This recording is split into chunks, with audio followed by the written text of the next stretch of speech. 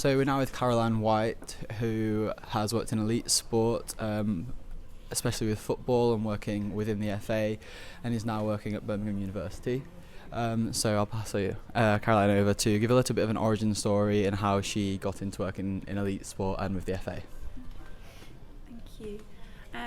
So I qualified back in 2007, which was probably not a good time to qualify because I think there was a distinct lack of jobs where it was probably around 1,000 physios per job that was applying for a band 5. So yeah, it really wasn't a great time. But so kind of I ended up where I was living. I lived literally right down the road from Reading Football Academy, so I sent my CV in for them and just said any chance of any jobs going, and was really lucky that they were looking for some part-time academy physios. So I got a job there, and then I managed to kind of start cobbling together within the NHS loads of fixed term and bank contracts. But it was really good actually at the Reading Football Academy because I had a mentor and there was like a nice group of 8 or 9 of us. So we ended up looking after from down to like the under 9s all the way up through to the under 18s on a kind of Saturday or Sunday. And then in the week I was, like I say, working at various NHS hospitals, predominantly in outpatients, and then managed to get a few of my core rotations done, like trauma orthopaedics. Did a hands rotation, which was really interesting. Spent 6 months in hands. I'd hope I've got fairly all right knowledge in hands now. So I worked in the NHS for about 2 years while I was working at Reading Football Academy, and then over that time then progressed into private practice for a year. And then after that a job came up at Northampton Saints rugby, where I went for and got an academy post there full time with them and worked with Northampton Saints for 4 seasons. My last working day was when we won the Premiership final in 2014, so I don't think there will ever be a job that will finish on quite a high like that. That was pretty mega. And then from there went to work at Gloucester Rugby for 3 seasons and then joined the FA from there. But I think throughout the whole of that time, I was really conscious of making sure I got lots of different sports exposure and was always in a really kind of well-mentored environment. So things like Bucks is really great. So they take students and they kind of take band 5s, physios on, where you can kind of go in, start to get some sports exposure while working with some really experienced other clinicians. And also just kind of some other random sports. I think I worked for GB under 21s handball for 6-9 months, travelling around kind of a lot of Scandinavia. So that was a really good opportunity to get loads of different sports. And then, yeah, like you say, went on to the FA, so had a good kind of chance to kind of compare how rugby players are very, very different to football players. And then I joined the English Institute of Sport as a contractor, so I've worked across rowing, hockey, athletics, done loads of different kind of multiple sports, which has been great, and now I'm kind of at Birmingham University as one of the teaching fellows.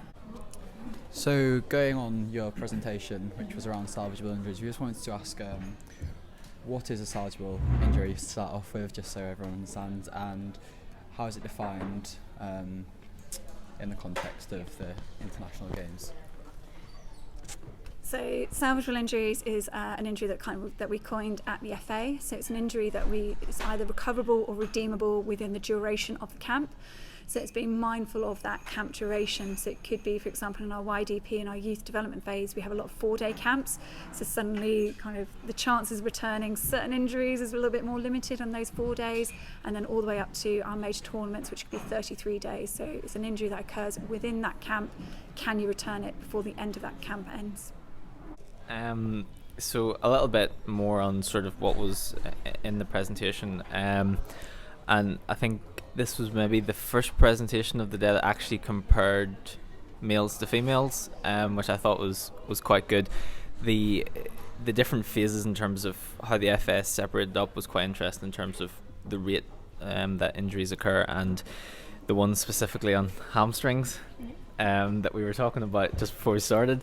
And I wouldn't have asked this question had I not learnt it the other day in terms of hamstring strength. So essentially you'll be able to tell the exact statistics, but in that sort of player, or the phase before the senior phase, the rate of hamstring injuries was 77. Around that. It was relatively high in comparison to seniors. Yeah.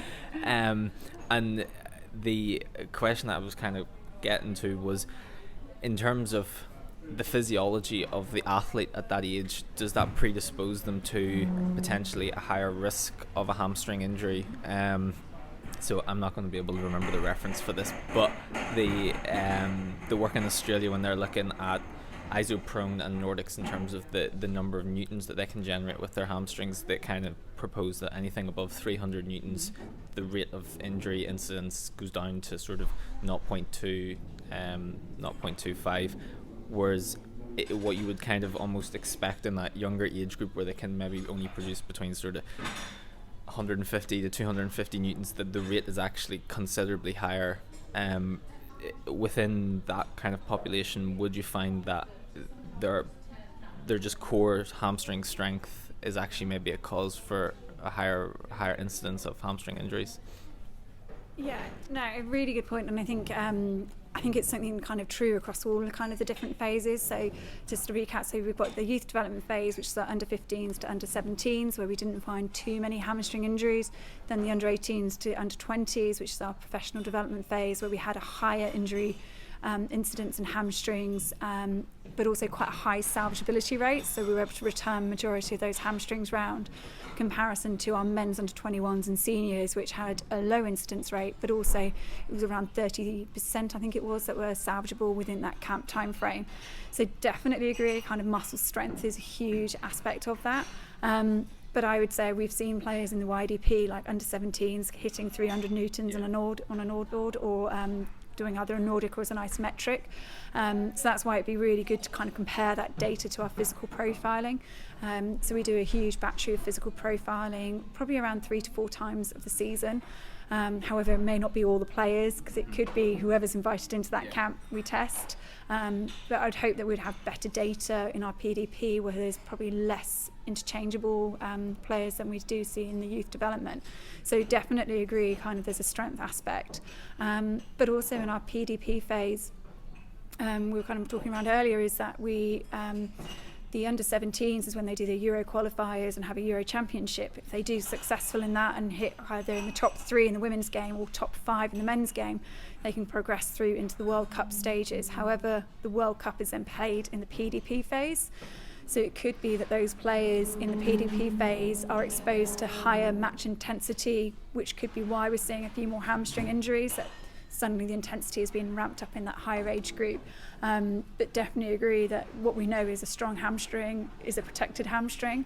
So that's something why we are very keen on looking at that robustness and resilience of a hamstring through strength testing, but also regular exposure to high speed running.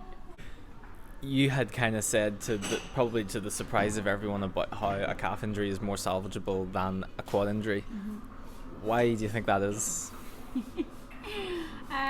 We can go with why. So I think with quads, it's a kicking sport. So I think the data that we originally kind of looked at on that. So actually in the women's game, we didn't see really, I don't think calf injuries even came in their top 10. I think I forgot to mention that in the presentation, but yeah, calf injuries didn't come into even the top 10 of women's kind of most prevalent injuries. But we do see it in the men's game, where it's probably one of our most common injuries, but has a really high salvageability rate of, I think in a 16-day turnaround, 96%. Yet quads was, I think in a 10-day camp, probably less than 30%, but in a 16-day camp, 60-odd%. So it's a huge kind of variability with those quads returning. But I think that might be down to the style of play, so doing lots of long balls, suddenly exposing them to that. That might be kind of slightly different. It could be that they're playing in a different playing position when they're with the international team via the national team. So it's something that I really don't know. And again, what makes it so difficult is within the FA, and I think we've got 16 England teams. So if you think we've got a fair amount of kind of different kind of physios and doctors working within what they may classify as a calf injury, we don't necessarily know all those diagnoses. So yeah, it was a big surprise, but it would be something that you would want to start going back through all that data and understand what have people diagnosed calf injuries as, and could it even be they've maybe looped together some Achilles tendon type thing or something like that. So we'd want to check the integrity of the data a bit more. But I would say overall, yeah, quads don't have a great salvageability rate. So that would be something that we would want to kind of focus in on and try and to improve. Okay, so thank you very much for taking the time to speak to us, and it was a really interesting look into what a salvageable injury is and how the FA is using this data to increase salvageability rates and like injury reoccurrence and injury prevalence.